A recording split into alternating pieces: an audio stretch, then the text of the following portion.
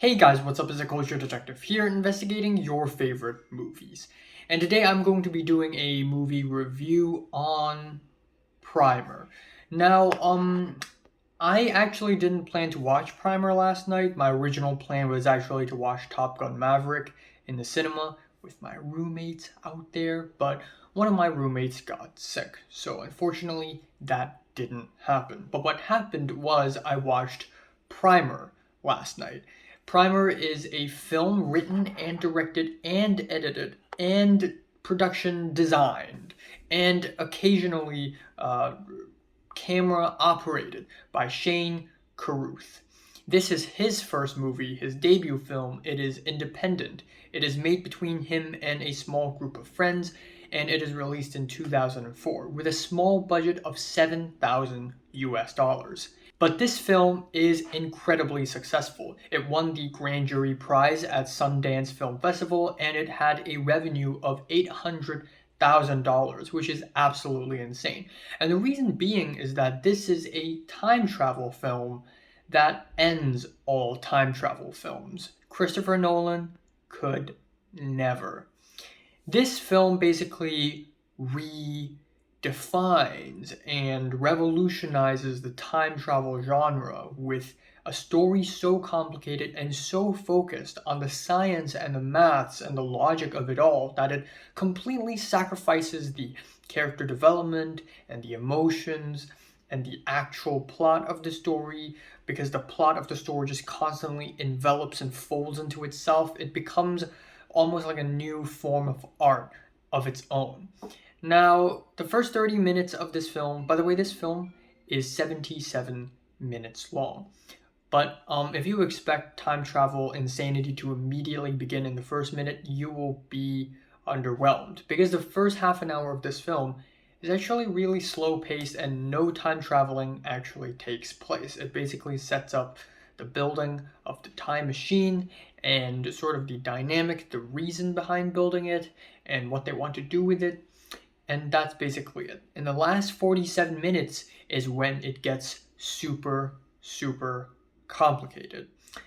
And even though I've only watched it once, I have no idea what it's actually about. When I'm recording this right now, I'm actually still extremely confused about it. There's a really good, well animated video on YouTube that basically explains Primer. But even so, there are still parts where I'm super confused by, and I definitely need to rewatch it. But that being said, though, even though this movie is made in $7,000, there are still tons of interesting camera angles and well-written naturalistic dialogue. It just goes to show that money isn't really the number one factor for how good a movie can be. It is the person who writes and directs. And there are a lot of shots in this film that are kind of fuzzy, and there are a lot of shots here that has bad audio quality, but instead of not liking those shots, I kind of think it's fine, because I feel like it's part of the design of the film. It feels like I'm watching a documentary, except this film is nothing like a documentary. But when you watch a documentary and you see a really bad, ugly shot, or a shot with terrible audio quality, you wouldn't really complain because it feels really in the moment. It's just what the camera picked up and you just kind of forgive it. Same goes for Primer. With a budget this small and with a story this seemingly plain, you just kind of forgive it when it has bad shots and bad audio. However, if there's one thing I'd like to say about this film is that it is quite boring. If you're really into emotional movies with a lot of drama and character, and if you just want to switch your brain off and enjoy, you will hate this movie and you will find it boring. But if you're more of a science nerd, if you're a person who really likes to think and use your brain power, this movie is going to be a treat for you, because it is constantly confusing and riveting in that you constantly try to figure out what's going on. So I don't really know what to say about this movie. I don't really know how to rate it. It's like, it's just it's nothing like I've seen before. It's nothing like I've seen before, and it doesn't even feel exactly like a movie.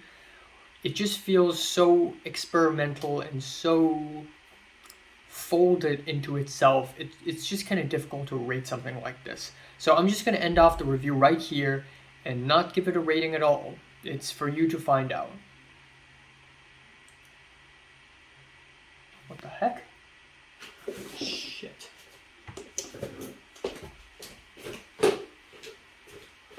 Alright, there has been emergency. I need to go now.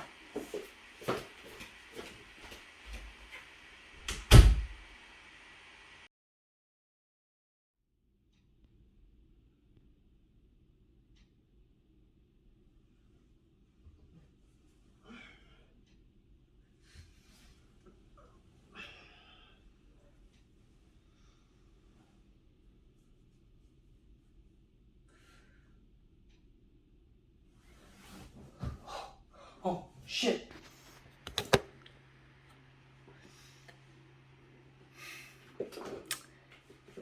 Hey guys, what's up? This is Culture Detective here, investigating your favorite movies, and today I'm going to be doing a movie review on Primer.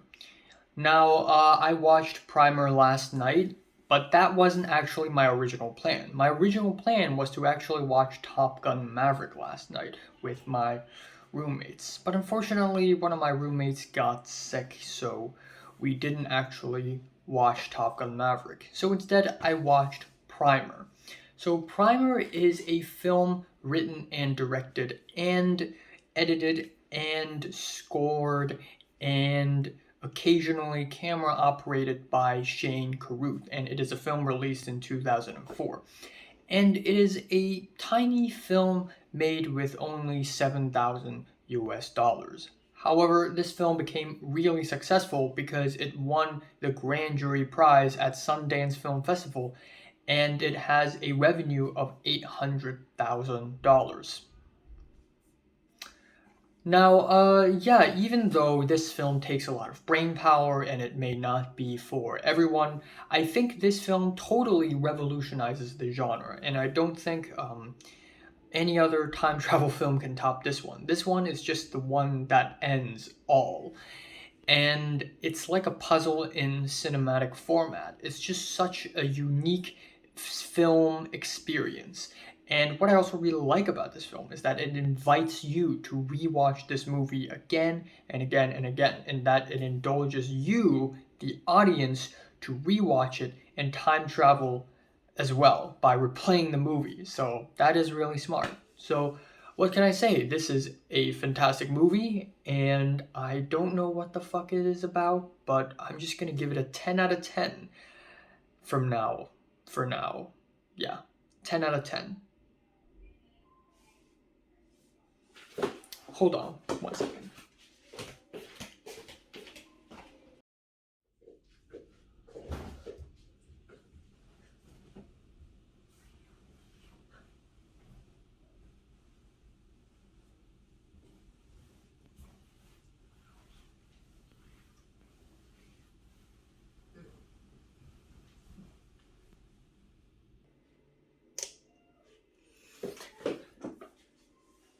So, have you watched Primer? From 1 to 10, how much did you rate it? Give it a like and subscribe if you want more. And thanks for watching.